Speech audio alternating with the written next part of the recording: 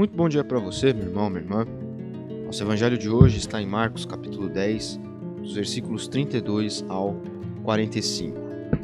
Aqui Jesus caminha com os discípulos para Jerusalém. Os discípulos estão com medo, e Tiago e João, que eram irmãos, chamam Jesus num canto e perguntam a ele se ele poderia fazer uma coisa. Jesus fala, olha, veremos se eu posso fazer, me digam, né? E aí eles pedem que tenham ambos um lugar de maior honra na glória, no céu, quando estiverem com Jesus. Jesus explica para eles que não é dado a ele decidir sobre isso, que essas coisas são decididas pelo Pai, e os outros discípulos ficam bastante chateados com ele, a ponto de Jesus ter de reuni-los a partir do versículo 46 para consertar a situação. Aqui é interessante porque isto mostra para nós o profundo nível de apego ao título, ao cargo e à reputação que o ser humano tem. O caminho do Evangelho não é o caminho da honra, não é o caminho da glória para si, da autoexaltação. Embora em muitas igrejas seja pregado que se nós andarmos com Deus, Deus nos exaltará, se sofrermos, se formos perseguidos, Deus nos exaltará, Deus nos colocará em lugares de honra. Existem pessoas que enxergam uma promoção, uma bênção, uma aquisição, uma conquista como Deus honrando a pessoa, porque, enfim, ela foi muito boa ou ela ama muito a Deus, e cada um vai usar aí a sua forma de explicar o porquê a pessoa está sendo honrada e vai pregar isso, ou seja, torna-se um evangelho da troca, torna-se uma busca religiosa por Deus, em que, se eu agir da maneira como Deus quer, receberei em troca um ganho, seja ele qual for.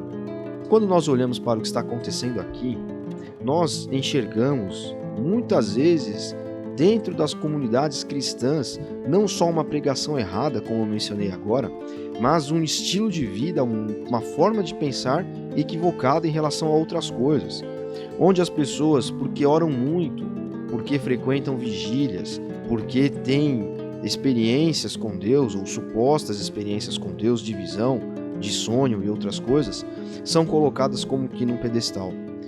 As pessoas, porque vivem uma vida mais piedosa, são tidas como uma bênção, são tidas como um exemplo, um destaque. Como que se ser mais de oração, como se viver dessas formas fosse uma métrica, uma régua de medir em relação a se eu sou mais cristão ou não, se eu estou mais no Evangelho ou não. E com isso cria-se dentro das comunidades uma hierarquia, justamente o que Tiago e João queriam aqui. Eles queriam criar uma hierarquia dentro do grupo de Jesus ali, diminuto, dos 12 discípulos, aquele grupo que Jesus acompanhava mais de perto. Imagine os discípulos como um ovo frito. Então existiam todos os discípulos, que é como se fosse a gema e a clara, todo aquele ovo, e os 12, que é como se fossem só a gema, ou seja, aquele grupo mais perto de Jesus, de mais contato com ele uns com os outros. Eles queriam estabelecer uma hierarquia aí. E nós devemos tomar cuidado para não estabelecermos hierarquias dentro da igreja. Eu não estou falando de hierarquia de cargo, de que um é pastor, o outro é evangelista, embora isso também exista, o outro é bispo, o outro é arcebispo. Eu estou falando de hierarquia, aquela hierarquia piedosa, aquela hierarquia de, nossa, ele é uma bênção. Ele é uma bênção por quê? Porque ele ora muito. Ele é uma bênção por quê? Porque ele está tentando. Ele é uma bênção por quê? Porque ele está fazendo vigília, fazendo jejum, incentivando. Essas coisas não mostram para nós se as pessoas são mais cristãs porque fazem isso ou menos porque não fazem. Nós não podemos cair no equívoco de olhar para as pessoas que são mais carismáticas e achar que, porque elas são carismáticas, aquilo denota um nível de profundidade em Deus maior do que o outro, que é mais frio, do que o outro, que não fica falando que está orando muito, que não frequenta a reunião de oração, que não diz que está fazendo jejum, que não incentiva o outro a frequentar uma vigília ou a ter uma experiência espiritual qualquer, ou não compartilha isso. Porque Cristo não veio aqui para estabelecer hierarquias com base nisso. E se nós nos permitimos levar por isso, começam as fissuras dentro da comunidade. Começa a rachadura, começa a haver um problema, começa a haver uma hierarquização. Às vezes a pessoa não se auto-hierarquiza. Às vezes os outros começam a colocá-la no pedestal. E isso é um problema maior ainda. Porque às vezes a pessoa ela não tem intenção de ser proeminente em nada. Mas o fato dos outros a colocarem num pedestal e começarem a, por conta disso, dizerem que ela é uma bênção, que ela é isso, é aquilo, torna essa pessoa, então, faz com que essa pessoa, então, seja levada a uma arrogância, seja levada a achar que ela ocupa um lugar, então, de proeminência. E isso traz um problema para a comunidade, isso traz um problema para a pessoa, isso traz um problema de vida cristã.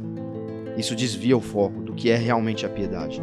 E como nós vemos a partir do versículo 46, Jesus precisou reunir os discípulos para consertar a situação. E é aí que entra também um outro fator dentro da comunidade. Porque a liderança daquela comunidade, seja o pastor, seja um grupo de pessoas, precisa intervir para que a situação seja sanada, para consertar aquilo. Ou seja, há uma necessidade de conserto, de freio de arrumação. Então que a partir do evangelho de hoje, nós entendamos que Cristo não veio aqui para hierarquizar as coisas. Nós não devemos hierarquizar nada dentro da igreja com base em experiências, com base em algo que nós fazemos. Porque quando agimos assim, nós estamos saindo da chave do evangelho. E nós estamos indo para um outro caminho. Para um caminho que, como nós vemos, gera problemas. Um caminho que Cristo não veio pregar. Cristo nunca pregou hierarquização. Cristo pregou o serviço. Pregou que é necessário comunidade, não individualidade. Nem com base em competências naturais, nem com base em supostas competências espirituais. Deus abençoe você. Até amanhã.